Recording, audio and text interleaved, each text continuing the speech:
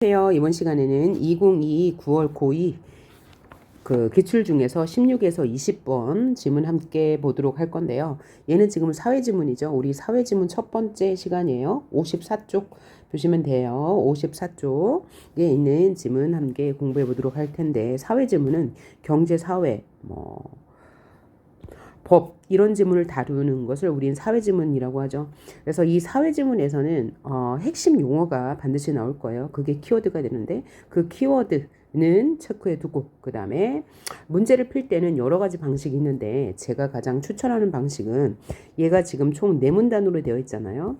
그래서 이 읽으면서 만약에 두 번째 문단까지 읽었는데 이 정도는 괜찮다라고 느껴진다면 끝까지 읽고 풀어도 되고요. 아니면 1문단까지만 읽었는데도 뭔지 모르겠다라고 할 때는 본인한테 이게 지금 시험장이라고 생각한다면 잘 이해가 안 되는 거거든요. 그럴 때는 1문단을 읽고 해결할 수 있는 문제를 먼저 해결하고 다시 2문단을 읽고 다시 해결하고, 이런 방법이 좋아요. 그리고 이렇게 밑줄 친 부분이 나왔다라는 것은 얘에 대한 비교를 묻는 거잖아요. 그러니까 이 문단을 읽고 바로 가서 문제를 푸는 게 훨씬 더 시간적으로 절약할 수 있고 정확하게 풀 수 있는 방법이라는 거, 그거 염두에 두면서 지금 실전이라고 생각하고 한번 문제를 풀어보도록 합니다. 자, 1문단 볼게요.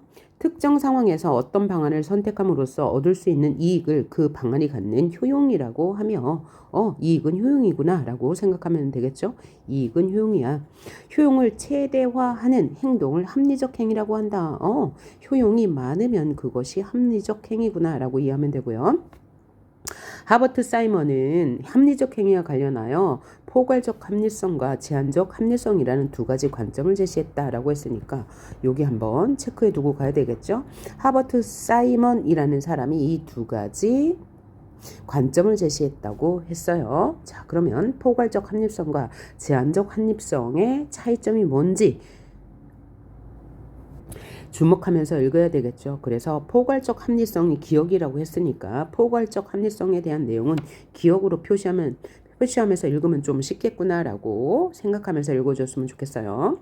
자, 그러면 포괄적 합리성이란 의사를 결정하는 행위자가 분명한 목적을 가지고 그것을 달성하기 위한 모든 방안을 찾는 관점이다. 이게 포괄적 합리성에 대한 이야기였고요. 나아가라고 했으니까 포괄적 합리성에 대한 내용을 추가적으로 이야기하겠구나라는 거 알 수 있네요. 행위자는 각 방안에서 초래될 모든 결과를 정확히 평가하여 효용을 극대화하는 방안을 의도적으로 선택하며, 이러한 경향이 행위자의 특성에 상관없이 언제나 일관되게 선택되는 과정에 반영된다고 전제한다. 여기까지 이제 기억에 대한 내용이었어요. 포괄적 합리성. 반면 나오니까 이제 다음 내용 나오겠네요. 저는 색깔을 달리 할게요. 반면 제한적 합리성은 니은이죠. 행위자가 자신의 목적을 달성하는 데 있어 지식과 인지 능력에 한계가 있음을 인정하는 관점이다. 행위자는 목적 달성에 필요한 정보인 자신이 처한 상황과 선택 가능 방안, 선택의 결과 등을 정확히 인지하지 못한다고 가정하니까 제한적 합리성이라고 보는 거고, 또 포괄적 합리성과의 차이점이 나왔죠. 포괄적 합리성에서는 목적을 달성하기 위한 모든 방안을 찾는다고 본데 반해 제한적 합리성은 모든 방안을 찾을 수 없다고 보는 관점이네요. 따라서 제한적 합리성의 관점에서 선택의 합리성 여부를 판단하기 위해서는 행위자의 목적과 관련하여 그가 가진 정보와 그 정보를 바탕으로 추론할 수 있는 능력 등 행위자의 특성에 대해서도 알아야 한다고 한다. 그러니까 이게 가장 큰 차이점이에요. 포괄적 합리성은 행위자의 특성에 관계없이 언제나 일관되게 선택 과정이 반영된다고 전제한 반면, 제한적 합리성은 개인의 능력 등 행위자의 특성에 대해서 알아야 한다고 보았어요. 이게 가장 큰 차이점이니까 제가 표시해 놨습니다. 자, 이렇게 보고 그레이엄 윌리스는 이런 관점들, 즉 포괄적 합리성, 제한적 합리성을 바탕으로 다른 내용이 나왔네요. 을 바탕으로 국제사회의 외교정책 행위를 몇 가지 모델로 분석하고자 한다. 그러면 다음 문단부터는 이에 대한 이야기가 나오겠네요. 국제사회의 외교정책 행위에 대해서 그리엄 윌리슨의 관점이 나올 거예요. 자, 그러면 1문단을 읽었는데 2문단은 이제 다른 내용이 펼쳐질 거잖아요. 그래서 1문단에서 해결할 수 있는 문제를 풀어봐요. 밑줄이 있으니까 포괄적 합리성과 제한적 합리성에 대해서 물을 거예요. 그러면 이에 대한 문제가 3번이네요. 그러면 바로 풀어보도록 합니다. 가장 적절한 것은 자, 기억이 포괄적 합리성이고 니은이 제한적 합리성입니다. 자, 그럼 포괄적 합리성은 행위자의 지식이 서술을 봅시다. 선택에 가장 큰 영향을 미치는 요소라고 본다. 벌써 틀렸네요. 자, 포괄적 합리성은 개인의 특성에 관계없이 일관되게 선택 과정에 반영된다고 보았으니까 얘는 무조건 틀렸고요. 기억은 포괄적 합리성은 니은과 달리는 좀 있다 보고요. 행위자가 어떤 방안을 선택할 때 자신이 달성하고자 하는 목적을 고려한다. 이게 맞죠. 이게 바로 효용을 극대화하는 합리적 행위니까요. 그런데 그러면 니은을 볼게요. 니은과 달리라고 했는데 니은과 달리? 아니죠. 니은도 역시 뭐죠? 가장 효용을 극대화할 수 있는 방법을 합리적 행위라고 본다고 했으니까 틀린 말. 3번 기억은 니은과 달리 있다 보고요. 행위자의 인지적 한계를 이유로 아니요. 행위자의 특성 을 고려하지 않는다고 했으니까 얘도 틀린 말. 4번 니은은 기억과 달리 좀 있다 보고요. 행위자가 어떤 방안을 선택했을 때 그 방안이 합리적인지 판단할 수 있다고 본다. 일단 맞고요. 그러면 기억과 달리라고 했는데 기억도 마찬가지죠. 행위자가 어떤 방안을 선택했을 때 그것이 합리적인지 아닌지를 평가하는 방식이 이 합리적 행위이고 이것을 포괄적 합리성과 제한적 합리성으로 나누어 본 것이니까요. 얘도 틀린 말. 5번 니은은 이해는 있다 보고요. 목적과 상황이 동일하더라도 행위자의 특성에 따라 결정이 달라질 수 있다고 본 거 니은 맞고요. 기억과 다른 거 맞죠. 기억은 행위자의 특성과 관계없이 라고 했으니까요. 5번이 맞는 말이 될 거예요. 자, 그럼 본문으로 다시 들어오는데 1문단 마지막에서 이렇게 말했습니다. 그리엄 앨리스는 이런 관점, 즉 합리적 행위, 그 중에서 포괄적 합리성, 제한적 합리성을 바탕으로 국제사회의 외교정책을 몇 가지 모델로 분석하고자 했다. 그러니까 지금부터 나올 이야기는 포괄적 합리성과 제한적 합리성을 바탕으로 외교정책을 분석한 거예요. 이것을 잊지 않기를. 글의 흐름이 어떻게 이어지는지를 여러분이 이해해가면서 지문을 읽으셔야 돼요. 자, 1문단에서는 합리적 행위에 대해서 두 가지로 나누어서 설명했는데 2문단에서는 그것을 바탕으로 국제사회 외교 정책을 분석하는 겁니다. 그럼 2문단 읽어볼게요.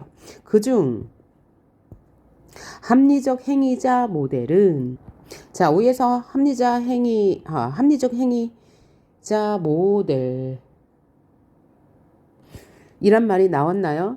안 나왔죠. 그러니까 체크를 해두고 합리적 행위자 모델은 포괄적 합리성을 바탕으로 정책 행위를 설명한다 라고 했으니까 이거 그냥 이해해주면 가죠. 이해하고 하고 가면 되죠. 합리적 행위자 모델은 포괄적 합리성을 바탕으로 분석한 것이네.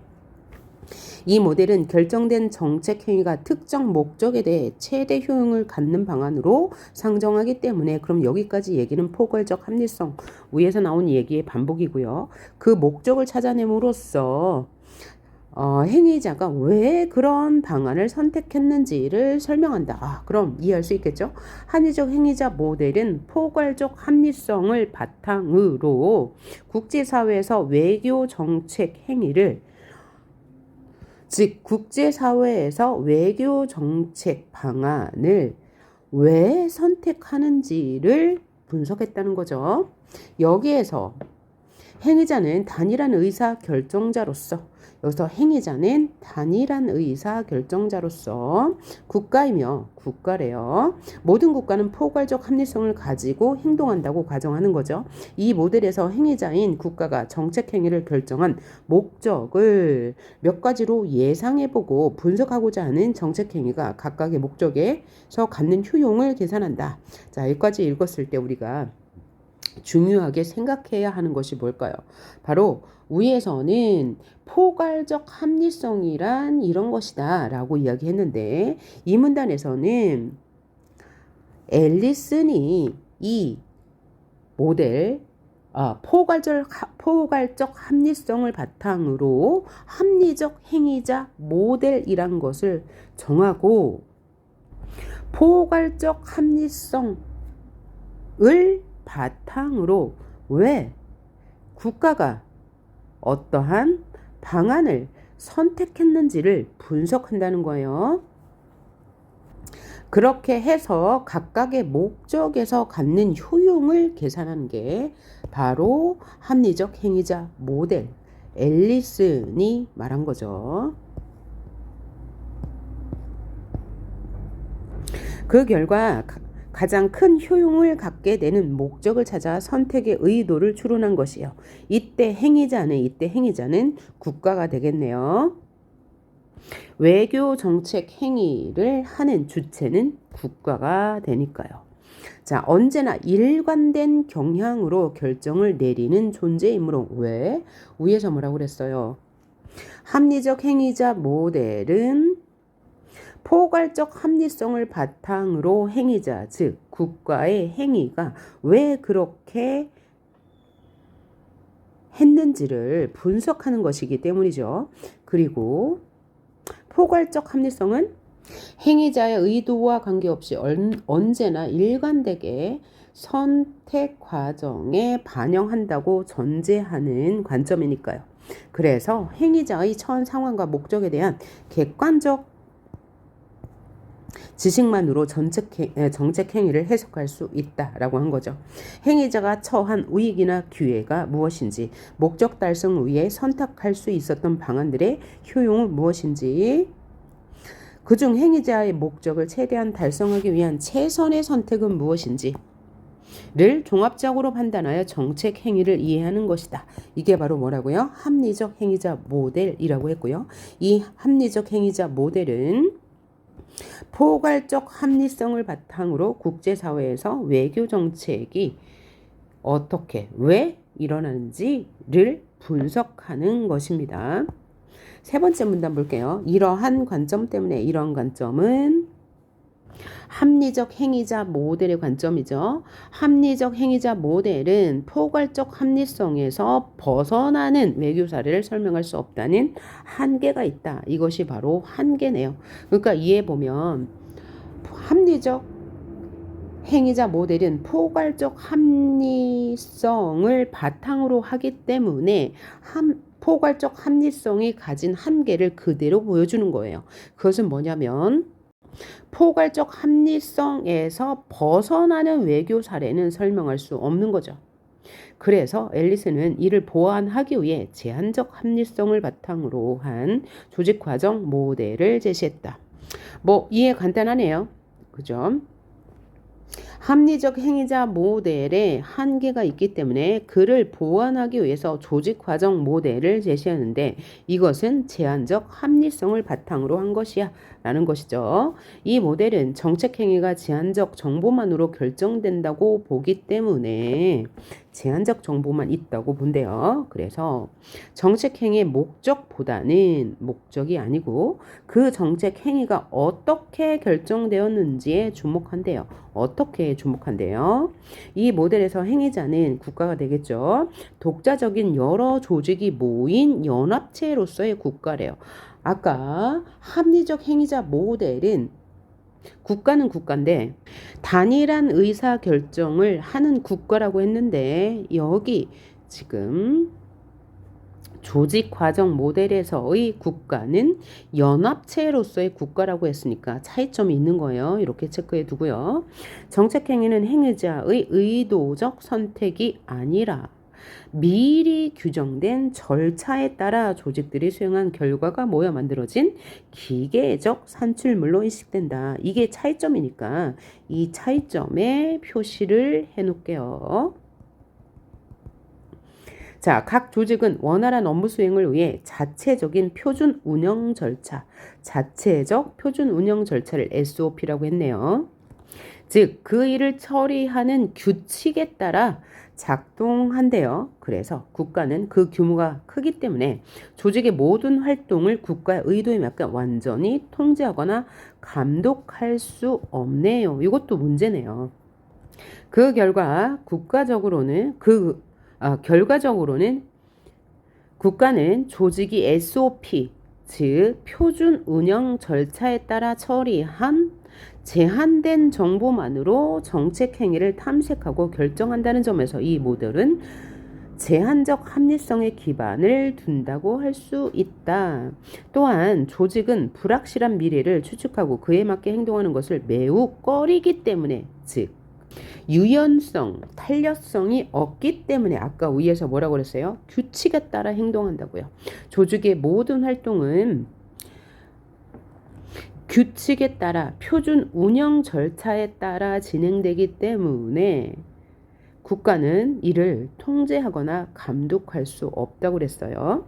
그래서 문제의 심각성이나 긴박성에 따른 새로운 해결책을 강구하기보다, 그러니까 긴박성에 유연하게 대처할 수 없고 새로운 해결책을 내놓을 수 없기 때문에 일상적인 SOP, 즉 표준 운영 절차의 판단을 내리는 경향이 강하기 때문에 얘도 이제 문제가 있는 건데, 이러한 경향으로 인해 조직과정 모델은 조직이 최적의 방안을 찾기보다 SOP에 부합하는 표준 운영 절차에 부합하는 그만하면 충분히 만족스러운 방안을 선택한다고 본다. 그만하면 충분하다라고 했으니까 완전히 충분한 건 아니죠. 이 과정에서 조직이 미처 고려하지 못한 방안이 가질 수 있는 더 큰 효용은 무시될 가능성이 높아진다. 그러니까 얘는 문제점이죠. 그죠? 효용을 극대화할 수 없는 문제점이죠. 그리고 합리적 행위자 모델로는 설명하기 힘든 정책 행위가 선택될 수 있다. 이것이 바로 문제네요. 효용이 무시될 수 있고 합리적 행위자 모델로는 설명하기 힘든 정책이 선택될 수 있는 게요. 하지만 조직과정 모델은 조직들의 SOP, 즉 표준 운영 절차의 역량, 조직 간의 관계에 대해 분석하기 때문에 이건 또 장점이 될 수 있겠네요. 그렇죠? 표준 운영 절차의 역량, 조직 간의 관계에 대해 분석하기 때문에 포괄적 합리성에서 벗어나는 외교 정책 행위를 설명할 수는 있겠죠. 그럼 여기까지 정리해 본다면 첫 번째 문단에서는 합리적 행위를 포괄적 합리성과 제한적 합리성으로 나누어 설명했고요. 이를 바탕으로 이 문단에서는 합리적 행위자 모델이라는 것을 제시했는데, 이것은 포괄적 합리성을 바탕으로 외교 정책 행위가 어떻게 이루어지는지를 분석한 거고요. 그 다음 세 번째 문단에서는 외교 정책 행위를 조직 과정 모델로 설명하는데, 이 조직 과정 모델은 제한적 합리성을 바탕으로 분석한 것이다. 그런데 이 모델은 SOP, 즉 표준 운영 절차만을 따르기 때문에 효용이 무시될 가능성이 높고 합리적 행위자 모델로 설명하기 힘든 정책 행위가 선택될 수도 있다. 하지만 장점도 있는데 조직들의 표준 운영 절차의 역량을 키울 수도 있고 조직 간의 관계에 대해서 분석할 수 있다라고 말해내요. 자, 마지막 문단. 이처럼 합리적 행위자 모델과 조직과정 모델은 분석 대상이 되는 정책 행위를 바라보는 시각이 다르죠. 어떻게 달라요? 분석 대상이 되는 분석 대상은 뭐였어요?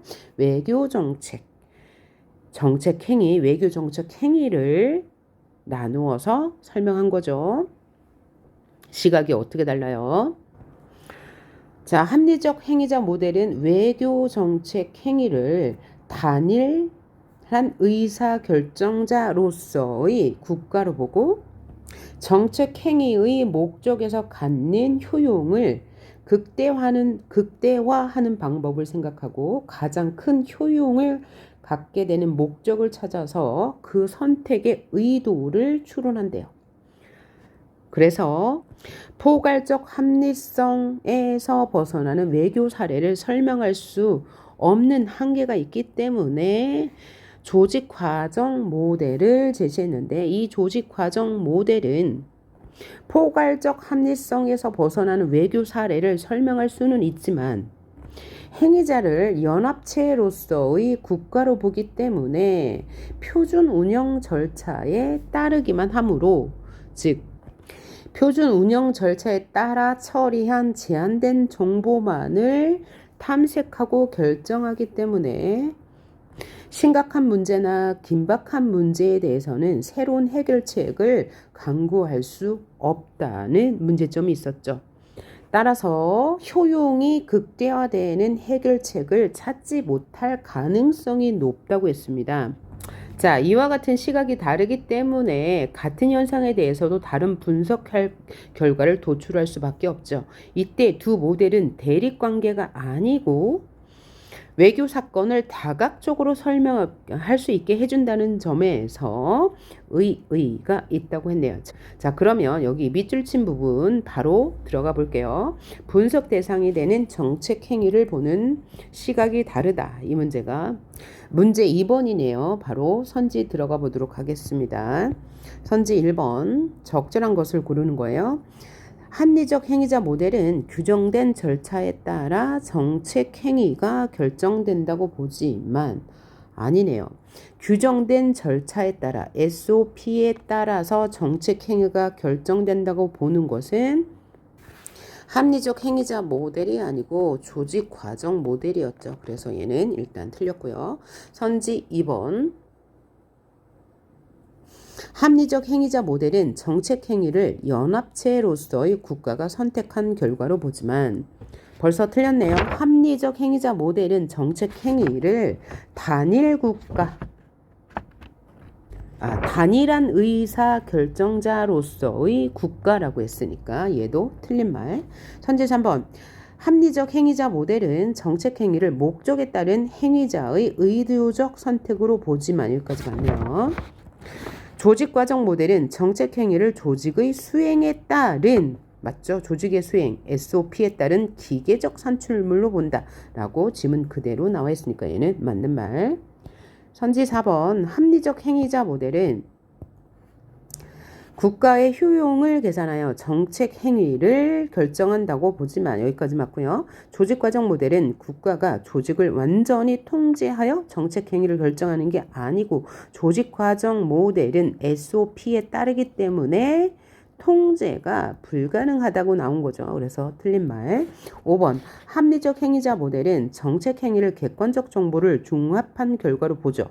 그리고 조직 과정 모델은 정책 행위를 불확실한 미래를 추측하기 어렵다고 했어요. 문제에 대한 새로운 방안을 찾기 어렵다고 했습니다. 따라서 얘는 틀린 말이 되겠습니다. 자, 그러면 문제 1번 풀어볼까요? 문제 1번. 자, 적절하지 않은 걸 골라요. 합리적 행위자 모델이 지닌 한계 있었어요. 왜요? 합리자 행위자 모델에서 벗어나는 외교 사례를 설명할 수 없다고 했으니까 맞는 말이고요. 그와 관련하여 조직과정 모델이 갖는 의의를 제시했죠. 의의는 뭐예요? 바로 마지막 문단에 나왔나요? 외교 사건을 다각적으로 설명할 수 있게 한다라는 것. 맞는 말이 되겠고요. 선지 2번. 합리적 행위자 모델과 조직과정 모델의 특징을 사이먼이 제시한 합리성과 관련하여 서술하고 있다. 사이먼이 1문단에서 이런 그 두 가지 포괄적 합리성, 제한적 합리성이라고 했고, 이것을 글에 의엄 앨리슨이 외교 정책과 관련하여 두 가지 모델을 제시했죠. 요 두 가지 모델, 그러니까 맞는 말 3번. 합리적 행위자 모델과 조직과정 모델의 정책행위 분석 단계를 정책행위 분석 단계를 구체적인 사례 없죠. 구체적인 사례라고 하면 어느 국가가 어떤 정책을 실시할 때 이런 과정을 거쳐서 어떻게 결정했다더라 라는 게 나와야 되는 거죠. 따라서 얘는 틀린 말. 선지 4번. 합리적 행위자 모델과 조직과정 모델에서 외교정책 행위를 분석하는 방식을 비교하여 설명했어요. 2문단, 3문단, 4문단 맞고요.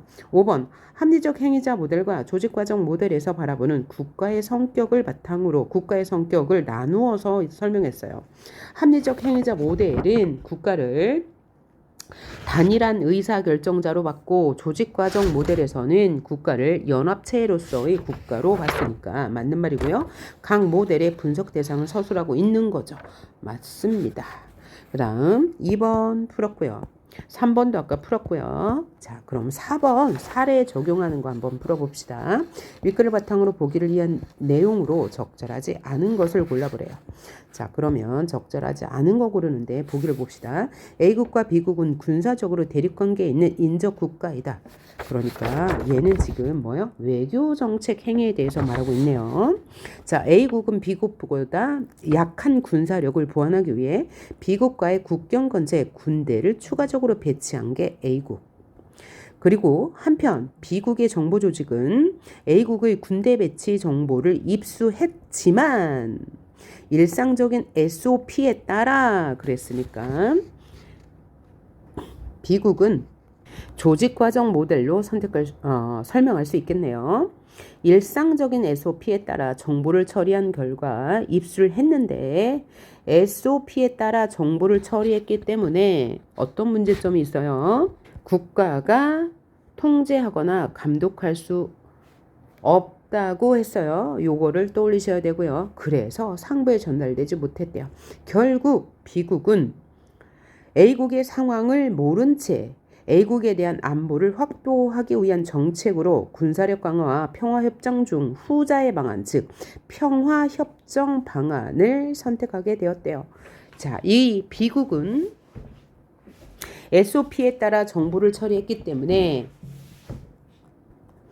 효용을 극대화하는, 즉 합리적 행위를 못한 결과를 초래했네요. 자, 그럼 이를 바탕으로 문제를 풀어봅니다. 단 A국과 B국은 독립국가고 국내외에 다른 정치 외교적 상황은 없다고 가정한대요. 자, 그럼 선지 1번. 합리적 행위자 모델의 관점에서 A국의 목적을 군사력 증강으로 분석했죠.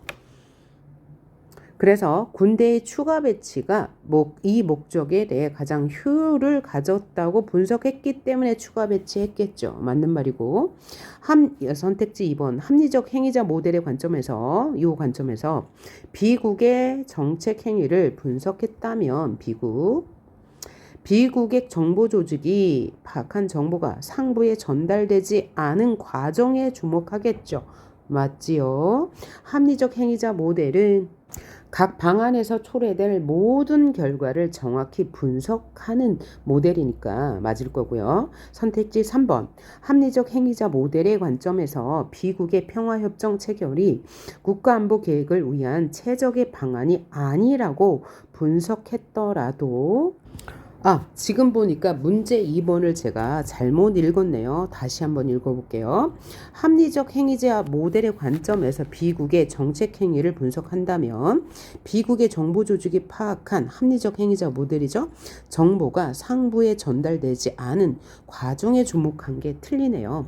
왜냐하면 과정에 주목하는 것은 조직 과정 모델이고요. 합리적 행위자 모델은 행위자의 목적과 효용만을 고려한다고 했으므로 얘는 틀린 말이 되겠습니다. 그 다음 3번 합리적 행위자 모델의 관점에서 비국의 평화협정 체결이 국가안보 확보를 위한 최적의 방안이라고 분석했더라도 합리적 행위자 모델에서 이 관점에서는 왜 미국이 평화협정 체결을 정책행위로 선택했는지를 설명하지 못하겠군 이라고 했어요. 그러면 얘는 맞는 말일까요? 자, 합리적 행위자 모델의 관점은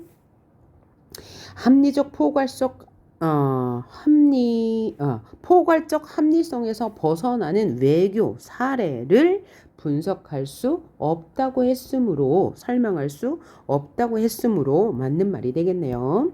그 다음 4번 조직과정 모델의 관점에서 A 국가의 정책 행위를 분석한다면 군대를 추가적으로 배치한 목적이 무엇인가 보다 어떻게 맞죠? 어떻게와 과정에 주목하는 게 조직 과정 모델이라고 했으므로 맞는 말. 선지 5번 조직 과정 모델의 관점에서 비국이 조직 관점 비국이 평화협정 체결을 선택하게 된 과정을 분석한다면 맞는 말이고요. 관련 조직들의 SOP 및 조직 간의 관계를 중심으로 비국의 정책 행위를 설명하겠군. 그럼 얘는 맞는 말이 되겠네요.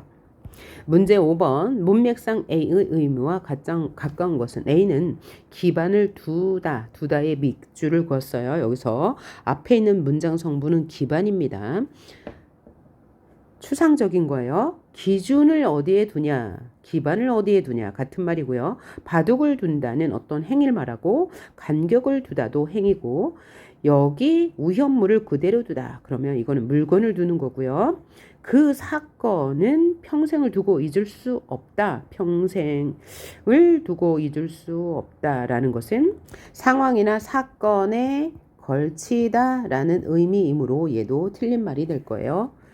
네, 이번 시간 합리적 행위에 대해서 살펴봤고요. 우리 다음 시간에는 과학 지문 들어갑니다. 2022학년도 6월 38번 지문인데요. 그 시간에 또 뵙도록 하겠습니다. 수고하셨습니다.